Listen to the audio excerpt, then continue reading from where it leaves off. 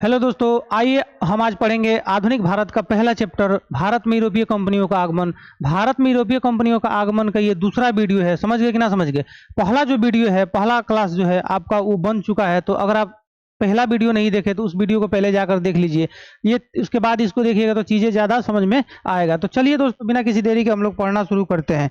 देखिए, पिछले क्लास की हम बात करें तो पिछले क्लास में आपका जो है ना, पिछले क्लास में हम वास्को डी गामा को भारत का कर दिए थे, बुला दिए थे। और वास्को डी गामा को भारत से बुला देने के बाद हम उसको फिर से यूरोप भेज चुके थे। कहाँ भेज चुके थे? यूरोप भेज चुके थे। जब यूरोप मसाला ले जाकर गया था, मसाला यहाँ से भारत से लेकर मसाला यूरोप गया था, तो वहाँ पे मसाला को बेचा ना, उसको 60 गुना मुनाफा हुआ था। कितना गुना?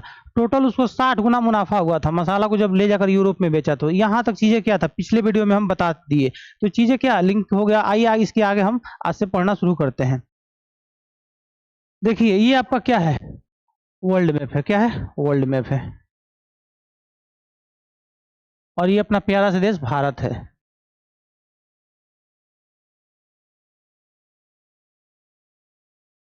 ये आपका कौन सा देश है? भारत है।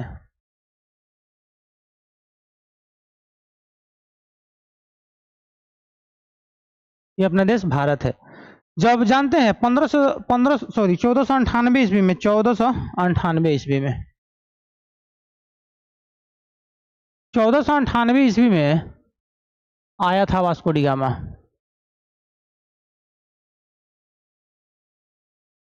वास्को डी गामा कब आया था भारत? जी 1498 ईस्वी में आया था। 1498 ईस्वी में भारत आया था और उसी 1498 ईस्वी में कहाँ चला गया? अपने देश यूरोप चला गया। यहाँ से मसाला लेके गया था और यूरोप के मार्केट में बेचा। तो काफी ज्यादा यूरोप में हाहाकार मच गया। काफी ज्यादा यूरोप में क्या हो गया? हाहाकार मच गया कि कहाँ से इतना सस्ता मसाला ला दिया है ये वास्को डी गामा। समझे कि ना समझे? तो जानते हैं वहीं का एक व्यक्ति था, वहीं का एक व्यक्ति था, मतलब यूरोप का ही, स्पेन और पुर्तगाल के आसपास का ही क्या एक व्यक्ति था। यहाँ के एक व्यक्ति था, जानते हैं कौन? यहाँ के एक व्यक्ति था अल्ब्रेज केब्राल। कौन था?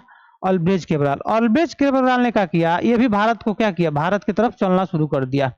और जानते हैं यूरोप में किसी से बिना बताए, किसी से बिना बताए क्या किया? बिना किसी से बताए ना, ये आपका आ गया भारत। कहाँ पे आ गया? भारत आ गया। और 1500 ईस्वी में आया। कब आया? 1500 ईस्वी में। तो 1500 ईस्वी की बात करें तो 1500 ईस्वी में आपका आया था अल्ब्रेज केब्राल। अल्वारेज केब्राल भी कई जगह देता है, अल्वारेज केब्राल।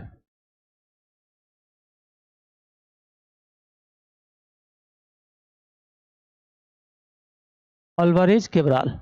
अल्वारेज केब्राल कब आया था? 1500 ईस्वी में। कब आता है? 1500 ईस्वी में आता है। और 1500 ईस्वी में आता है ना, तो ये आते जानते हैं क्या करता है? आते ही केरल के काली, जो केरल का आपका काली तट है, इसी पे ये भी आता है। क्या? केरल के काली तट पे ये भी पहुंचता है। और जानते हैं दक्षिण भारत में जो है ना, दक्षिण भारत में क्या करता है? आते जो है ना, आते जो है ये क्या किया? एक कंपनी का स्थापना कर देता है। आते क्या कर देता है? एक कंपनी का स्थापना कर देता है बिना किसी से पूछे। वहां ना, वहां का जो लोकल राजा था सब, उन सब से भी नहीं पूछ रहा है कि हमको जो है एक कंपनी का स्थापना करना है और आपका इजाजत चाहिए। बिना किसी से पूछे क्या कर दिया? वो कंपनी का स्थापना कर दिया। समझ गए कि ना समझ गए? वो कंपनी का स्थापना कर देता है। कंपनी का स्थापना कर देता है। अल्ब्रेज केब्राल 1500 ईस्वी में आता है और बिना किसी से पूछे कंपनी का क्या कर देता है? स्थापना कर देता है। जब ये कंपनी का स्थापना कर देता है तो इसकी जानकारी जो है ना, केरल के जो राजा जमोरिन था उसको हुआ। क्या हुआ? केरल के जो राजा जमोरिन था ना, उसको पता चला कि कोई व्यक्ति आया है और यहाँ पे पूछे ना रहा है, और बिना पूछे क्या कर दिया? वो कंपनी का स्थापना कर दिया। तो जानते हैं जब जमोरिन को पता चला ना, तो गया उसके पास। वो कंपनी के जो मालिक था, अल्ब्रेज केब्राल था, उसके पास गया और जाके पूछा कि ये बताओ तुम किससे पूछ के कंपनी खोला है? तो वो बोला अल्ब्रेज केब्राल, किसी से पूछना भी पड़ता है? कहा तो जमोरिन उसको बताया किसी से पूछना नहीं पड़ेगा, तुम अपने ही दूसरे के घर में इसे बिना पूछले घुस जाएगा, आ जाके घुस घुस के कुछ भी कर देगा। कुछ भी नहीं ना कर सकता है जी। पूछना पड़ेगा कि ना पूछना पड़ेगा? पूछना पड़ेगा ना जी। तो अल्ब्रेज केब्राल ने माफी उफी मांगने लगा, लेकिन जमोरिन सुना नहीं और बोला कि आज ये कंपनी बंद करो और भागो यहाँ से जल्दी। तुम कहाँ? पुर्तगाल भागो। आज ये कंपनी बंद करो और कहाँ भाग जाओ? तुम अपने यहाँ पुर्तगाल। अपना पुर्तगाल स्पेन जो है ना, जो घुमक्कड़ देश कहा जाता था पहले के जमाने में, वहीं पे क्या करो? तुम भाग जाओ। समझे कि ना समझे? तो 1500 ईस्वी में आया था और 1502-3 ईस्वी में कहा गया? ये चला गया। 1502-3 ईस्वी में कहा हो गया? ये चला गया। तो इस स्लाइड पे लिख देते हैं। देखिए, अगर हम बात करें अल्वारेज केब्राल का बात करें, डायरेक्ट केब्राल लिख देते हैं। केब्राल ये आया था कब जी? 1500 ईस्वी में। कब आया था? 1500 ईस्वी में। 1502 से 3 ईस्वी में क्या कर दिया, वापस चला गया। वापस कहाँ चला गया, यूरोप चला गया। जब 1502-3 ईस्वी में कंपनी बनकर यूरोप चला गया ना, यूरोप चला गया तो जानते हैं वहां पे गया ना, तो वहां पे जब चला गया तो इस बात की जानकारी वास्को डी गामा को हो गई। किसको हो गई, वास्को डी गामा को हो गई। वास्को डी गामा को हो गई इस बात की जानकारी, तो वास्को डी गामा ने कहा, वास्को डी गामा ने कहा कि तुम तो जाकर वहां से रिश्ता खराब करके चले आए हो। रिश्ता कर क्या करके आ गए हो, रिश्ता तुम खराब करके चले आए हो। फिर से हमको जाना पड़ेगा भारत के राजा जो जमोरिन है ना उसके पास जाना पड़ेगा, केरल के राजा जमोरिन के पास, और रिश्ता ठीक करके आना पड़ेगा। क्योंकि वास्को डी गामा जब यहाँ से मसाला ले जाकर यूरोप में बेचा ना, तो मन बना लिया था कि हमको जो है ना भारत से क्या करना है, मसाले के ऊपर एकाधिकार करना है और मसाला क्या करना है, बेचना है। मसाला क्या करना है, बेचना है। समझ गए कि ना समझ गए। लेकिन ये तो आया तो भारत से क्या रिश्ता खराब करके चला गया, क्योंकि आया तो बिना किसी से पूछे ही क्या कर दिया, कंपनी का स्थापना कर दिया था। समझ गए ना जी। तो वापस 1502 ईस्वी में जानते हैं, वापस 1502 ईस्वी में, 1502 वापस 1502 ईस्वी में वास्को डी गामा फिर से भारत आता है। कहाँ आता है, भारत आता है। Vasco D gamma, Vasco D gamma वापस 1502 ईस्वी में कहाँ आता है, फिर से भारत आता है। भारत में इसका क्या होता है, भारत में इसका आगमन होता है। और उसी जमोरिन, उसी राजा के पास क्या हुआ, उसी राजा के पास वापस आता है, भारत में आगमन, दोबारा आगमन। और जमोरिन के पास आता है और बोलता है कि छोड़िए ना, वो आया था, बच्चा था, उसको कुछ होता पता ना है, वो जो भी गलती की है उसके लिए क्या चाहते हैं, हम माफी चाहते हैं। जमोरिन कहा ठीक है, आपका तो व्यवहार काफी सुंदर है, हम आपको तो माफ कर देंगे, लेकिन ये बताइए वो पगला जो आया था बिना किसी से पूछे आके कंपनी का स्थापना कर दिया था, कंपनी खोल दिया था, पूछना चाहिए कि ना पूछना चाहिए, पूछना चाहिए ना जी। तो वो बोला कि वास्को डी गामा बोला अच्छा छोड़िए ना, वो बच्चा है, छोड़ दीजिए, हम जो है ना आए हैं आपसे माफी चाहते हैं उसके लिए, और सुनिए ना आप हमको अधिकार दे दीजिए ना, आप हमको इजाजत दे दीजिए कि हम ना ये दक्षिण भारत में क्या करें, हम दक्षिण भारत में एक मसाला का छोटा सा कंपनी डालना चाहते हैं और आपके साथ मसाला क्या करने, मसाला का व्यापार करना चाहते हैं। समझ गए कि ना समझ गए। तो जमोरिन जो राजा था वास्को डी गामा के बोला कि ठीक है कोई बात नहीं, तुम मसाला का व्यापार कर सकते हो, मसाला अपना बेच सकते हो, कोई दिक्कत नहीं है। तो वास्को डी गामा बड़ी खुशी खुशी भारत से चला गया वापस यूरोप। कहाँ चला गया, यूरोप चला गया। समझ गए ना। जब यूरोप गया तो उसके बाद से मसाला पे एक अधिकार के लिए 1503 ईस्वी में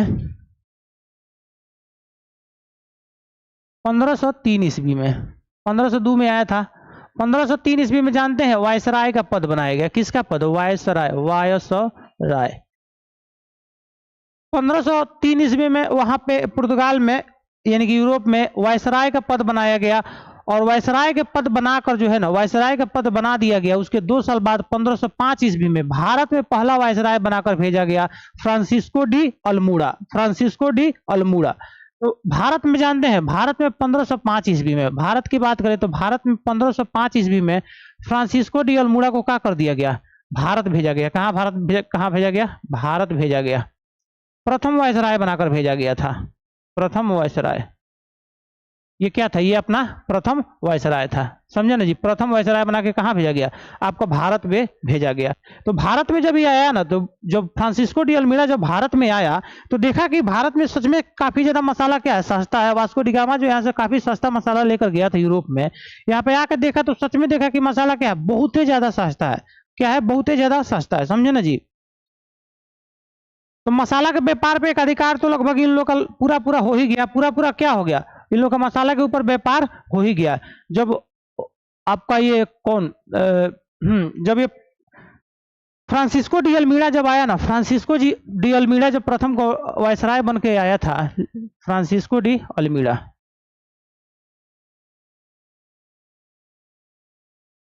Francisco de Almeida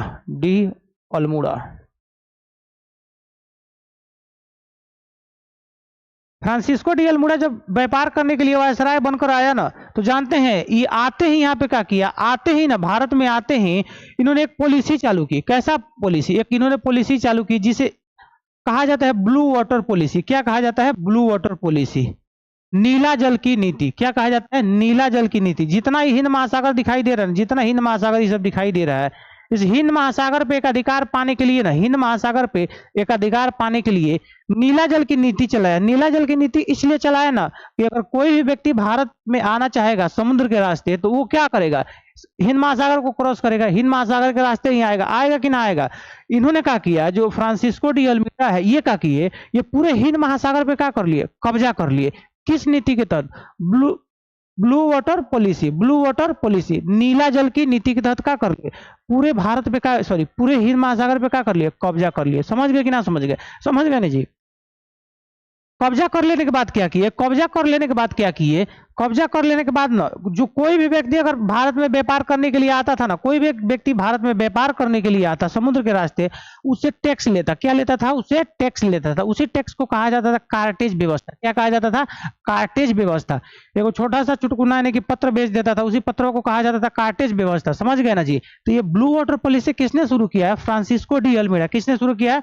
Francisco de Almeida. Blue water policy की बात करें तो ब्लू वाटर पॉलिसी आपका शुरू किया था फ्रांसिस्को डी अल्मीडा।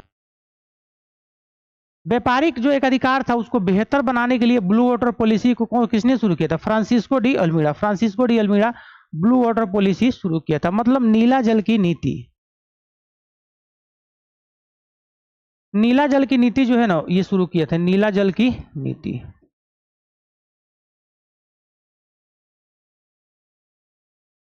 नीला जल की नीति किसने शुरू किया है? नीला जल की नीति किसने शुरू किया है? आपका ये Francisco de Almeida. Francisco de Almeida नीला जल की नीति किया है, नीति शुरू किया है। और कार्टेज व्यवस्था भी किसने शुरू किया था? यही शुरू किया था, कार्टेज व्यवस्था।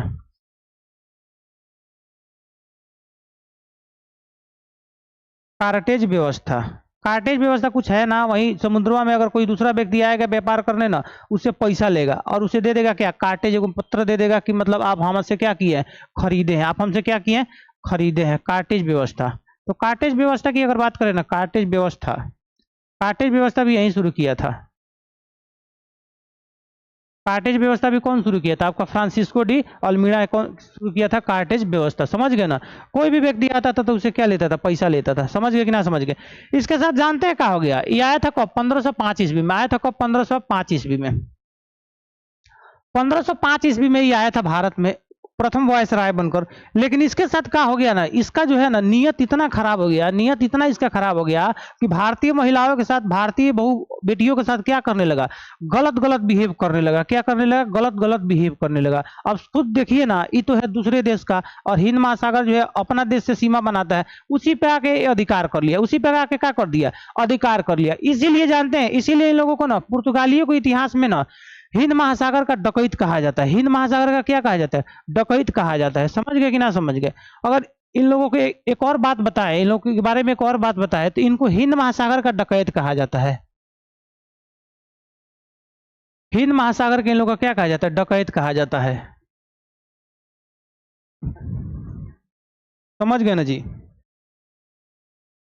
हिंद महासागर का डकैत कहा जाता है। हुआ क्या था, फ्रांसिस्को डी अल्मीडा का नियत इतना खराब होने लगा कि भारतीय महिलाओं के साथ काफी ज्यादा गलत बिहेव करने लगा। इसके वजह से जानते हैं, जितने भी भारत के लोग जो थे ना, जितने भी भारत के लोग थे, जितना यूरोप का लोग का देखता था ना, बड़ी मार मारता था, दौड़ा दौड़ा के मारता था। समझे कि ना समझे? दौड़ा दौड़ा कर मारता था। समय आ चुका था 1509। समय कौन सा आ चुका था? समय आ चुका था 1509। 1509 ईस्वी में ना इतना मार रहा था सब भारत का वाला, भारत के लोग 1509 इतना इसको मार रहा था। कोई भी मारेगा, बताइए, किसी के बहन के साथ, किसी के घर वालों के साथ छेड़खानी होगा, छेड़छाड़ होगा, तो मारेगा ना जी? एकदम से मारेगा। मारेगा कि ना मारेगा? कितना हो, भले कोई भी व्यक्ति कितना हो कमजोर से कमजोर रहे, अगर उसके अभिमान के साथ कोई खेलेगा ना, उसके अभिमान के साथ कोई कोई खेलेगा, वो कमजोर से कमजोर व्यक्ति है, वो क्या करेगा? युद्ध करेगा। क्या करेगा? युद्ध करेगा। एक भी कसर छोड़ेगा नहीं। समझे कि ना समझे? तो इसीलिए किसी के अभिमान के साथ नहीं खेलना चाहिए। बहु बेटियों का क्या करना चाहिए? सम्मान करना चाहिए। समझे कि ना? तो 1509 ईस्वी में क्या हुआ? 1509 ईस्वी में जो है ना, 1509 ईस्वी में वापस इसे बुला लिया गया यूरोप। कहाँ बुला लिया? वापस इसे यूरोप बुला लिया गया। वापस इसे यूरोप बुला लिया गया। 1509 ईस्वी में वापस इसे यूरोप आपका बुला लिया गया। यूरोप जब वापस बुला लिया गया तो पूछा गया, तुम वहां पे भारत में काहे लिए हुड़दंग मचा कर रख लेता है? क्या जरूरत है तुमको वहां के बहु बेटियों के साथ छेड़छाड़ी करने का, भी गलत बिहेव करने का? नहीं करना चाहिए। समझे कि ना समझे? तो ये जो था ना, जो फ्रांसिस्को डी अल्मीडा था, ये कहा कि यार कुछ नहीं कर रहे थे, बस ऐसे ही ऐसे ही। तुम दूसरे देश में जाओगे, कुछ ऐसे ही कर दोगे? ऐसे नहीं ना करोगे, ऐसे नहीं कर सकते। समझे कि ना? तो देखिए आगे ना ये आया था कब, इसको थोड़ा सा आप देख लीजिए, फिर आगे हम बताते हैं। आया था ये 1505 ईस्वी में, समझे ना। प्रथम भारत का प्रथम वायसराय बनकर आया था, पुर्तगाली वायसराय। और ये गया था कब जी? 1509 ईस्वी में। गया कब था? 1509 ईस्वी में। और कौन कौन सा काम किया? नीला जल की नीति लाया था, कार्टेज व्यवस्था लाया था, समझ गए ना। और हिंद महासागर का क्या डकैत कहा जाता है, इसी के कारण कहा जाता है हिंद महासागर का डकैत पुर्तगालियों को, समझ गए ना जी। इसके बाद जो है ना अगला गवर्नर की बात करें तो अगला गवर्नर बनकर आपका आता है अल्बुकर्क। कौन आता है? अल्बुकर्क आता है अगला गवर्नर बनकर। अल्बुकर्क, अल्बुकर्क जो है ना अगला गवर्नर बनकर आता है, और ये आता है 1509 ईस्वी में। कब आता है? 1509 ईस्वी में। और लास्टली 1515 ईस्वी तक रहता है। 1509 में आता है और 1515 ईस्वी तक क्या ये अल्बुकर्क भारत में रहने का कार्य करता है। अल्बुकर्क जब आया तो देखा कि जो भारत की स्थिति है पुर्तगालियों के लेके काफी ज्यादा खराब है। मतलब भारत के लोग पुर्तगालियों को काफी खराब नजर से देख रहे हैं, एकदम समझिए मारने वाला नजर से देख रहे हैं। मतलब जहां पुर्तगाली दिख जाए वहां क्या करो, दौड़ा दौड़ा के मारो, समझे कि ना समझे, समझ गए ना जी। तो ये क्या किया? अल्बुकर्क दिमाग लगाया। अल्बुकर्क क्या किया? अल्बुकर्क दिमाग लगाया। अल्बुकर्क दिमाग ये लगाया, अल्बुकर्क पूछा भारत में सबसे ज्यादा सेवा पानी इज्जत सम्मान किसको किया जाता है? तो भारत का लोग बता दिया कि तो हमारे यहाँ तो सबसे ज्यादा इज्जत सम्मान सेवा पानी किया जाता है दामाद को। किसको किया जाता है? दामाद को किया जाता है। अब भारत का मेंटलिटी है, समझिए भारत का मेंटलिटी है, भारत का लोग क्या करता है ना, बेटा से सबसे ज्यादा किसको मानेगा? दामाद को मानेगा। किसको मानेगा? दामाद को मानेगा। बेटा से सबसे ज्यादा किसको मानेगा? दामाद को मानेगा। मतलब उस जो किसी का बेटा है उसका जीजा जो होगा उसको क्या करेगा? सबसे ज्यादा से ज्यादा मानेगा। लेकिन वही जीजा आगे चलकर जब फूफा बन जाता है तो उसको लोग मानना छोड़ देता है, समझे ना। तो भारत का मेंटलिटी देख रहे हैं कि ना देख रहे हैं? देख रहे हैं ना जी, भारत का मेंटलिटी आप देख रहे हैं ना। देखिए अल्बुकर्क ने क्या किया, अल्बुकर्क यहाँ पे पूछा था कि सबसे ज्यादा भारत में किसको पूजा जाता है, किसको माना जाता है, तो यहाँ के लोगों ने बताया दामाद को माना जाता है। तो अल्बुकर्क ने दिमाग लगाते हुए कहा ना, जितने भी पुर्तगाली सेना थे या सैनिक थी, मतलब जो कंपनी में कार्य कर रहे थे और देख रेख के अंतर्गत जितने भी सिपाही काम कर रहे थे, पुर्तगाली सेनाओं को कहा कि आप लोग सुनिए, आप लोग को क्या करना है, आप लोग चाहते हैं कि आपको भारतीय ना दौड़ा दौड़ा के मारे, तो उसके एवज में आप लोग जो है ना, आप लोग ना भारतीय महिलाओं से क्या कीजिए? शादी कीजिए। भारतीय लड़कियों से क्या कीजिए? शादी कीजिए। तो भारतीय लड़कियों और भारतीय महिलाओं से शादी करने के लिए, महिला ही मतलब लड़की होता है, महिला का मतलब ये मत समझ लिए जिसका शादी होता है वही महिला होती है। महिला मतलब एक जेंडर की बात कर रहे हैं, जैसे कि फीमेल हो गया, समझ गए ना। तो भारतीय जो महिला है ना, भारतीय महिला है, भारतीय महिलाओं से शादी करने के लिए प्रेरित कौन किया? अल्बुकर्क ने किया। कौन किया? अल्बुकर्क। भारतीय महिला से शादी करने के लिए गजब का दिमाग लगाया था। देख देख लिए, भारतीय महिला से शादी करने के लिए किसने प्रेरित किया? अल्बुकर्क ने प्रेरित किया विवाह करने के लिए। पुर्तगाली सैनिक को भारतीय महिला से क्या किया? कहा कि इन लोगों से क्या कीजिए? विवाह कीजिए। क्या कीजिए? विवाह कीजिए, समझ गए ना, विवाह कीजिए। गजब का दिमाग लगाया था। उसके बाद से जितना भी पुर्तगाली भारतीय महिला से शादी करना शुरू कर दिया ना, तो फिर भारतीय लोग भी क्या किए? मारना शुरू कर दिए और दामाद जैसे पूजना शुरू किया। भारत में दामाद का कितना सेवा होता है आपको भी बात बखूबी क्या है पता है, समझे ना। भारतीय महिला से विवाह करने के लिए प्रेरित कर दिया जो अल्बुकर्क था, समझ गए। आते तो पहले सबसे यह काम किया, और इसको काम को करने के बाद से क्या किया? 1500 काम करने के बाद क्या किया? 1510 ईस्वी में। कब का बात है जी? 1510 ईस्वी में। 1510 ईस्वी में क्या किया? 1510 ईस्वी में अल्बुकर्क ने क्या किया? बीजापुर के सुल्तान थे आदिल शाह। बीजापुर के सुल्तान कौन थे? आदिल शाह बीजापुर के सुल्तान थे। बीजापुर के सुल्तान से जानते हैं 1510 ईस्वी में गोवा को छीन लिया। किसको छीन लिया? गोवा को छीन लिया। दिखा देते हैं आपको मैप में गोवा कहां पे है। ये आपका कर्नाटक है। क्या है? ये आपका कर्नाटक है। कर्नाटक जानते हैं? कर्नाटक ये ऊपर यहाँ पे पड़ता है बीजापुर। क्या पड़ता है आपका? यहाँ पे बीजापुर पड़ता है। बीजापुर यहाँ पे आपका पड़ता है बीजापुर। और यही ऊपर पे क्या है? ये आपका गोवा है। यहाँ पे क्या है? आपका गोवा है। आपका क्या है? गोवा है। तो गोवा जानते हैं? गोवा को ना 1510 ईस्वी में कर्नाटक के बीजापुर के सुल्तान से क्या किया? अल्बुकर्क ने जीत लिया। अल्बुकर्क ने क्या कर लिया? जीत लिया, मतलब कि छीन लिया। तो 1510 ईस्वी में गोवा को पुर्तगाली साम्राज्य में मिलाने का काम किया। 1510 ईस्वी में। ये काम किसने किया था? अल्बुकर्क ने। किसने किया था? अल्बुकर्क ने किया था। जानते हैं जब इतना सारा काम कर दिया, जब भारतीयों ने पुर्तगालियों को मारना खत्म कर दिया और गोवा की जीत लिया, तो पुर्तगाल के जितने भी वहां पुर्तगाल वाले थे ना, पुर्तगाल वाले अल्बुकर्क को क्या कहने लगे? अल्बुकर्क को पुर्तगाली साम्राज्य का भारत में अल्बुकर्क को पुर्तगाली साम्राज्य का वास्तविक संस्थापक कहा जाने लगा, क्योंकि इस स्थापना की बात करें तो आपका वास्को डी गामा किया था, क्योंकि वास्को डी गामा की वजह से पुर्तगाली भारत में आना शुरू कर दिए थे। लेकिन जानते हैं हुआ क्या था 1510 ईस्वी में ना, 1510 ईस्वी में ऐसा काम किया, फिर उसके पहले भारतीय महिलाओं से शादी करने के लिए ये सब दिमाग लगाया। इसी के एवज में अल्बुकर्क को जानते हैं क्या कहा जाता है? अल्बुकर्क, अल्बुकर्क, अल्बुकर्क को ना, अल्बुकर्क को पुर्तगाली साम्राज्य का वास्तविक संस्थापक कहा जाता है। पुर्तगाली साम्राज्य का क्या कहा जाता है? वास्तविक संस्थापक कहा जाता है। पुर्तगाली साम्राज्य का वास्तविक संस्थापक कहा जाता है। पुर्तगाली साम्राज्य, पुर्तगाली साम्राज्य का क्या कहा जाता है? वास्तविक संस्थापक कहा जाता है। वास्तविक संस्थापक। इसके पास दिमाग क्या था? दिमाग बहुत ज्यादा था। पुर्तगाली साम्राज्य के इसे वास्तविक संस्थापक कहा जाने लगा। संस्थापक। पुर्तगाली साम्राज्य का वास्तविक संस्थापक किसको कहा जाने लगा? अल्बुकर्क। किसको कहा जाने लगा? अल्बुकर्क को। उसके बाद बहुत सारे पुर्तगाली वायसराय बन के आए, लेकिन जानते हैं सबसे अगर सफल पुर्तगाली वायसराय की बात करें तो दो ही पुर्तगाली वायसराय का नाम आता है। पहला तो आपका अल्बुकर्क आ जाता है। क्या आता है? अल्बुकर्क आता है। और दूसरे की बात करें तो दूसरा आता है Nuno da Cunha. Nuno da Cunha, Nuno da Cunha 1529-30 के आसपास क्या, ये भी नीनो डी कुन्हा आता है। और भारत में पुर्तगाली साम्राज्य को काफी विस्तार करता है और मसाला के साथ साथ और भी चीजों पे क्या करता है? व्यापारिक अधिकार काम करने का कार्य करता है। समझ गए ना जी? इतना सारा पुर्तगाली जब भारत से व्यापार करना शुरू कर दिया था सब ना, तो उस समय एक देश था अरब। कौन था? अरब देश था। आपका अरब देश के जानते हैं? अरब देश के जो लोग थे ना, पुर्तगाली जो भारत में व्यापार कर रहा था ना, उन लोगों को आंख में चुभ रहा था, अच्छा नहीं लग रहा था। क्या लग रहा था? उन लोगों को अच्छा नहीं लग रहा था।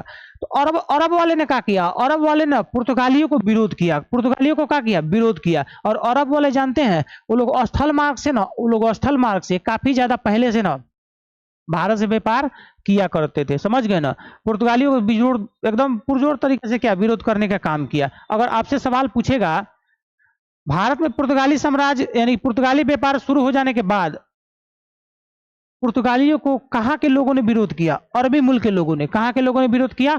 अरबी मुल्क के लोगों ने क्या किया? विरोध किया था। एक क्वेश्चन आपसे पूछता है एग्जाम में। समझ गए ना?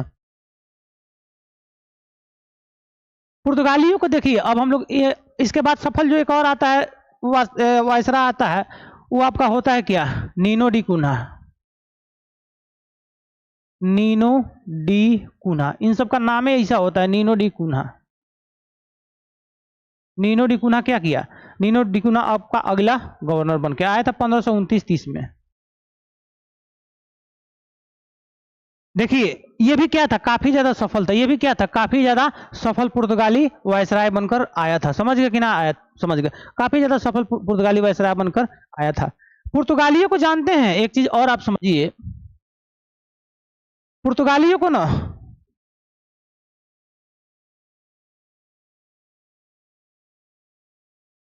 देखिए, दो ही हम वायसराय क्यों लिखे इसके पीछे का कहानी समझिए। इतिहास जो होता है ना, इतिहास सफल लोगों को याद रखता है। किसको याद रखता है? सफल लोगों को याद रखता है। जब हम आपको मेडाइवल पढ़ाएंगे ना, तो मेडाइवल पढ़ाएंगे तो आपको 1 से 2 दिन लगा देंगे अकबर के बारे में पढ़ाने में। कितना? अकबर के बारे में पढ़ाने में लगा देंगे 1 से 2 दिन में। और जो फर्रुखसियार है उसको क्या 1 के दिन में खत्म करके रख देंगे, 1 घंटा में क्या कर देंगे? खत्म करके रख देंगे।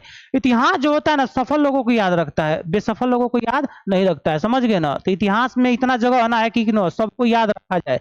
इतिहास में इतना जगह आना है कि सबको याद रखा जाए। तो इतिहास जो है ना काफी सफल लोगों को याद रखता है। तो पुर्तगाली वायसराय जो सफल थे उन लोगों के बारे में क्या हम बता दिए हैं यहाँ पे। पुर्तगालियों को भारत आने पे ना, पुर्तगालियों को भारत आगमन से, पुर्तगालियों को भारत आगमन से भारत में बहुत सारा चीज लाया गया। जैसे कि बात करें इन लोगों के आगमन से भारत में क्या क्या चीजें लाया गया। जैसे देखिए प्रिंटिंग प्रेस, वही जीरोक्स वाला मशीन जो आप सोच रहे हैं, प्रिंटिंग प्रेस लाया गया। प्रिंटिंग प्रेस के बाद से जो है मक्का का खेती लाया गया। मक्का, तंबाकू, मक्का, तंबाकू, ये सब किस कौन लाया? पुर्तगाली भारत लाया। कौन लाया? पुर्तगाली भारत लाने का काम किए। एक गौथिक कला भी होता है, गौथिक कला, गौथिक कला। ये तमाम चीजें कौन लाया है जी? ये तमाम जो चीजें हैं ना आपका पुर्तगाली भारत में लाया है। मक्का जो लाया था ना, मक्का जो लाया था मध्य अमेरिका से लाया था। कहाँ से लाया था? पुर्तगाली मध्य अमेरिका से भारत में लाने का कार्य किया था। समझ गए ना जी? इतना सारा चीज क्या पुर्तगालियों के भारत आगमन से आया है। तो आप आज जो मक्का खाते हैं ना, जो मक्का यानी हो रहा जो भी खाते हैं, अभी तो देखिए गोपालगंज जिला की बात करें तो गोपालगंज, सिवान, छपरा, इन सब में हुरहा बोला जाता है। मक्का का जो होता है ना भुट्टा जिसे आप लोग बोलते हैं, वो क्या है? हमारे क्षेत्र में हुरहा बोला जाता है। तो इन सब चीजों को लाने का काम किया था आपका ये पुर्तगाली। हुआ क्या था देखिएगा, हुआ क्या था, एक व्यक्ति थे, क्या थे? एक व्यक्ति थे जिनका नाम था आपका चार्ल्स तृतीय। वो कहाँ के थे? ब्रिटिश के थे। ब्रिटिश के क्या? वो राजकुमार थे। और पुर्तगाली एक राजकुमारी थी जिसका नाम था कैथरीन। क्या नाम था? कैथरीन था। समझ गए ना? कैथरीन और जो ब्रिटिश राजकुमार चार्ल्स थे ना, कैथरीन एक पुर्तगाली राजकुमारी थी और ब्रिटिश जो है ना, जो ब्रिटेन देश है उसको ब्रिटिश भी कहा जाता है, वहां का एक राजकुमार था जिसका नाम क्या था?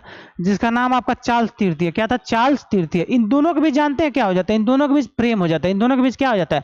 प्रेम हो जाता है। जब इन दोनों के बीच प्रेम हो जाता है तो आगे चलकर जानते हैं, आगे चलकर शादी करवा दिया जाता है। आगे चलकर क्या किया जाता है? शादी करवा दिया जाता है। तो पुर्तगाली राजकुमारी कौन थी? पुर्तगाली राजकुमारी,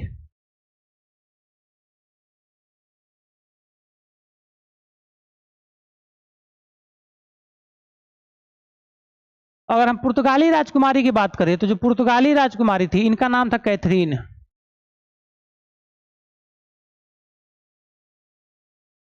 कैथरीन थी। और जो ब्रिटिश राजकुमार था ना, ब्रिटिश राजकुमार जो था,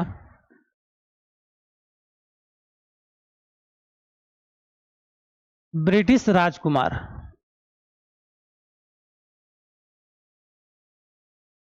ब्रिटिश राजकुमार की बात करें तो ब्रिटिश जो राजकुमार था ना, चार्ल्स तृतीय था। चार्ल्स तृतीय, इन सब का नाम है ऐसा रहता है, चार्ल्स प्रथम द्वितीय ऐसे करके, चार्ल्स तृतीय। ऐसे तृतीय ना लिख के डायरेक्ट ऐसे लिख देते हैं, चार्ल्स तृतीय। तो ब्रिटिश राजकुमार कौन था? चार्ल्स तृतीय था। दोनों के बीच क्या हो जाता है? दोनों के बीच हो जाता है प्रेम। क्या हो जाता है? प्रेम हो जाता है। और दोनों के बीच क्या हो जाता है? शादी करवा दिया जाता है। क्या करवा दिया जाता है? शादी करवा दिया जाता है। और दहेज में जानते हैं किस क्या दिया था इन लोग के? ये जो पुर्तगाल वाला था दहेज में क्या दिया था? दहेज में इसको मुंबई दे दिया था। दहेज में क्या दे दिया आपका? मुंबई दे दिया गया।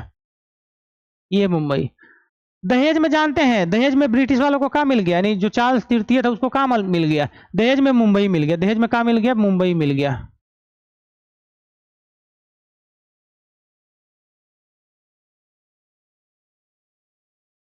दहेज में मुंबई इसको मिला था। दहेज में आप इसको मुंबई मिला था। लेकिन आगे चलकर क्या हुआ? आगे चलकर जो है ना, आगे चलकर 12 से 15 पाउंड के बीच में क्या कर दिया? चार्ल्स जो तृतीय था ना, ब्रिटिश जब पढ़ाएंगे तो ब्रिटिशों के हाथ क्या कर दिया था? वो भाड़े पे दे दिया था। ब्रिटिशों के हाथ क्या कर दिया था? भाड़े पे दे दिया था। समझ गए ना? कई जगह 12 पाउंड लिखता है, कई जगह 15। तो 12 से 15 क्या आप याद रखिए। समझ गए ना? 12 से 15 पाउंड में क्या कर दिया था? ये दे दिया था उसको भाड़े पे। समझ गए ना? मतलब लीज पे दे दिया था, ब्रिटिशों को दे दिया था। और ये ब्रिटिश राजकुमार कौन था? चार्ल्स तृतीय था। समझ गए कि ना समझ गए?